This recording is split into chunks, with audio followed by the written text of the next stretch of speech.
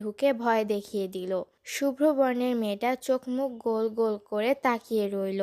ভয় পাওয়ার জন্য পিছনের দিকে সরে গেল 2 পা। ঠোঁট কামড়ে গোল চোখে তাকাতেই শ্যাম বর্ণের মেয়েটা খিলখিল করে হেসে উঠল ভয় দেখাতে পেরে।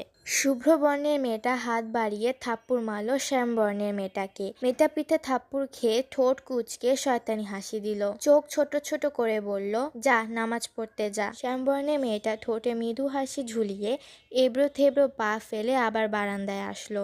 বারান্দার রেলিংয়ে হাতের তালু রাখলো। সকালে মিষ্টি বাতাস এসে ছুঁয়ে দিয়ে গেল মেয়েটির শরীরে। শরীর বেয়ে নেমে গেল শিরশিরানি, এক নাম না জানা অনুভূতি। সকালের এই নিস্তব্ধ পরিবেশ ভেঙে গেল অট্টহাসির শব্দে। মেয়েটা চোখ বন্ধ করে নিল। সৈয়দ বাড়ির দ্বিতীয় ছেলে সৈয়দ নাসির উদ্দিনের দ্বিতীয় কন্যা সৈয়দা নুসরাত নাসির, মানে আমি। একটু আগে যাকে ভয় দেখালাম সে আমার বড় বোন সৈয়দা ইসরাত নাসির, আমাদের যৌথ পরিবার।